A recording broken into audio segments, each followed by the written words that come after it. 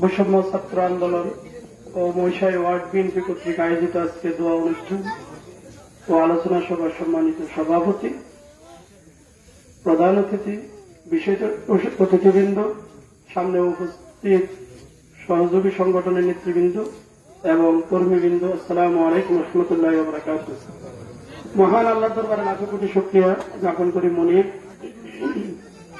আমাদেরকে যে শত ব্যস্ততার মাঝেও এখানে থেকে কিছু কথা বলার, কিছু কথার যে সুযোগ করে দিয়েছেন, মনিবের দরবারে আমরা লাখো কোটি শুকরিয়া জ্ঞাপন করি সবাই বলে আলহামদুলিল্লাহ। মহান আল্লাহ আমাদেরকে বিগত 16 থেকে 17 বছর যে একটা জঞ্জাটের মধ্যে রেখে জাতিকে বন্দী দশার মধ্য থেকে ছাত্রদের আত্মত্যাগের বিনিময় আজকে যে আমরা দ্বিতীয় প্রজন্মের স্বাধীনতা অনুভব করছি, সেই শহীদদের প্রতি আমরা সর্বোচ্চ জান্নাত কামনা করছি। আল্লাহ যেন তাদেরকে জান্নাতের মেহমান হিসেবে কবুল করেন। যারা সময়ে সময়ে অসুস্থ হয়েছেন, আঘাত খেয়েছেন, আল্লাহ যেন তাদেরকে দ্রুত সুস্থতা দান করেন এবং যারা জেল জুলুম পুলিয়া নির্যাতনের শিকার, আল্লাহ যেন ওই পরিবারগুলোর মধ্য থেকে নির্যাতিতকে যেন সহজে ফিরিয়ে যায়, আমরা এই জন্য আল্লাহর কাছে দোয়া করি। আসলে বক্তৃতা তো আমরা অনেকে দেখছি। আজকের এই দ্বিতীয় প্রজন্মের স্বাধীনতার জন্য আমরা যাদেরকে জিপিএ 5 হিসেবে ঘোষণা করতে পারি তারা হল ছাত্র জনতা। আমরা যারা বিভিন্ন প্ল্যাটফর্মে রাজনীতি করি, আমাদের সকল অবদানের চেয়ে ছাত্রদের অবদান অনস্বীকার্য। এই ছাত্ররা কারো ভাই, কারো ছেলে, কারো বন্ধু বান্ধব, কোনো না কোনো সমাজের ছাত্র। আমরা তাদের প্রতি যদি আমাদের হৃদয় থেকে তাদের জায়গাটা আমরা করে দিতে পারি, তাহলে আমাদের এই আন্দোলন, আমাদের এই স্বাধীনতা, আমাদের আগামী দিনের প্রজন্মদের জন্য একটা ইতিহাস থাকবে যে তাদের দ্বারা আমরা এই সুন্দর একটা রাষ্ট্র, সুন্দর একটা সমাজ, সুন্দর একটা পরিবার আমরা গঠন করতে পেরেছি। সম্মানিত উপস্থিতি, আমরা আসলে প্রত্যেক বক্তৃতায় বলছি অপ্রীতিকর ঘটনা থেকে আমাদের গ্রামটা মুক্তি পায়। আসলে যখনই বলছি তখন একটা অপ্রীতিকর ঘটনা ঘটে। যেমন আজকে যে কুমার ভাড়া যে ঘটনাটা ঘটছে, আপনারা আফানোর জনতা যদি ওটাকে রুখে না দিতে পারছে, তাহলে কিন্তু আজকে পুরা শ্যামবাগ উপজেলা নোয়াখালী অথবা বাংলাদেশের অত পাড়াগাঁয়ে পৌঁছে যেত যে এখানে একটা দুর্বৃত্তের ঘটনা ঘটছে, তার উপরে হিন্দুদের উপরে। কিন্তু সেখানে আমি নিজেই অনেকের মধ্যে প্রায় প্রথমে ছিলাম যে আসলে একটা অপ্রীতিকর ঘটনা, আমার গায়ে এখনো রক্তের দাগ আছে। তো আসলে দীর্ঘ সময় অবস্থান করে এটা মোকাবিলা করা হয়েছে। আপনাদের যে চেষ্টা, আপনাদের যে অবস্থান থেকে আজকে এটা মোকাবিলা হয়েছে, আমাদের গ্রামের প্রত্যেকটা ঘটনাতে যদি আপনারা স্বেচ্ছা সোচ্চার উদ্যোগে যদি আগাইতে পারেন, তাহলে আগামী দিনেও আর তেমন কোন অপ্রীতিকর ঘটনা ঘটবে না, আমরা আশাবাদ ব্যক্ত করতে পারি। আমাদের এখানে একজন যিনি আমাদের আজকে প্রধান অতিথি হিসেবে আছেন, আমাদের সম্মানিত সাবেক চেয়ারম্যান সাহেব এবং উপজেলা বিএনপি নেতা হিসেবে উনি আসছেন। আমরা ওনার কাছে আমাদের একটা আশাবাদ ব্যক্ত যে আগামী দিনের প্রত্যেকটা ঘটনা, দুর্ঘটনা, উনি যেন ওনার দলের পক্ষ থেকে প্রত্যেকটা ঘটনার সামনে সুচিন্তা যদি সামনে থাকেন, তাহলে আমরা সকলকে সাথে নিয়ে আশা করি এই সমস্ত ঝঞ্ঝাট আমরা অনেকটাই দূর করতে পারবো ইনশাআল্লাহ। আর একটা বিষয় হল, যাদের অত্যাচারের নির্যাতনে নিপীড়নে আমরা সবাই এখানে যারা সামনে আছি, প্রায় অনেকেই বিভিন্ন মামলার, বহু মামলার এখানে আসামি আছে। আমরা 2013 সালে মামলা খেয়েছি। 2013 সাল থেকে মামলা খাই, রাতে 3টা বাজে, চেয়ারম্যান সাহেব আছে, জসিম ভাই কাছে দেখেছে, রাতে 3টা বাজে আমরা আমার সাবেক মেম্বার আবুল কালাম আজাদ সাহেবের বাড়ি থেকে আমরা বাইরে এসেছি। এখন আপনারা অনেকে সেখানে আছে, ওইখান থেকে বাইরে আসি।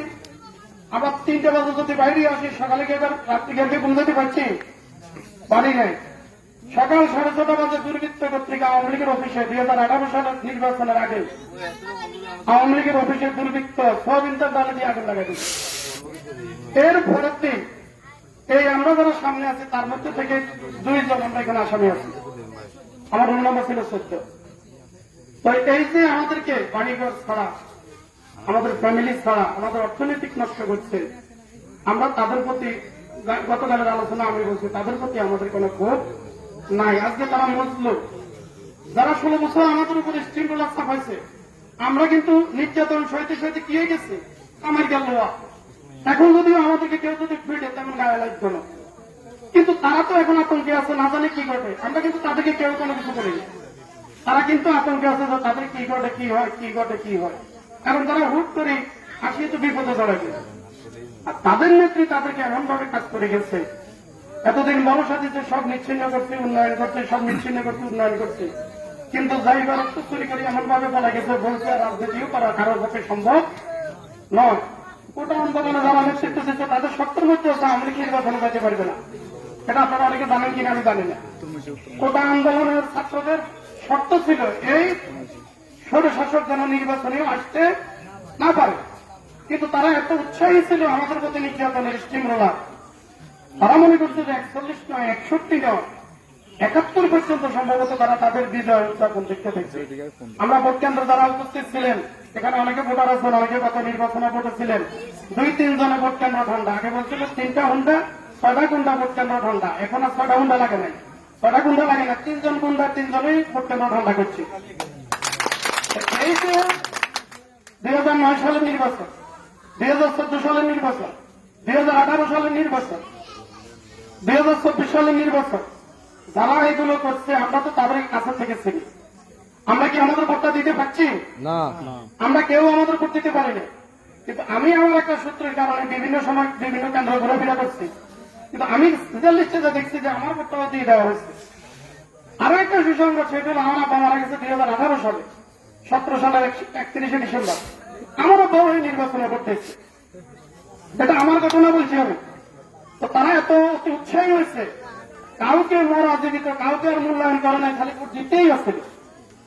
এই জন্য আমরা তাদের প্রতি বিনীত অনুরোধ করি, আপনারা যে অপরাধগুলো করেছেন কেউ আপনাদেরকে হাত দিয়ে দেখা দেওয়ার দরকার নাই। আপনাদের প্রতি আমাদের বিনীত আপনারা অনুশোচনা করে আল্লাহর হস্তে এখনো ঠান্ডা হয়ে যায়। আপনারা এখনো কাউকে আর বিদ্রোহ আচরণ করেন না, এখনো কাউকে টিটকারি করেন না। আপনারা এখনো লোকালয়ে আসতে একটু হিসাব নিকাশ করে আসেন। লোকালয়ে আসতে আপনাদেরকে একটু হিসাব নিকাশ করে যাওয়া উচিত। কারণ জনগণের যে একটা সেন্টিমেন্ট চুরি করতে করতে মারতে মারতে মামলা দিতে দিতে টিকা বানানো আছে। এখনো যদি আমরা সাহায্য করার করি যে আমরা সুখী, আমরা সমৃদ্ধ, আমাদের উন্নতি, কিন্তু আপনাদের দুর্গতিও তো আছে। শয়তানের অথবা যদি থাকে আমরা দুর্গতিও হইতে পারে।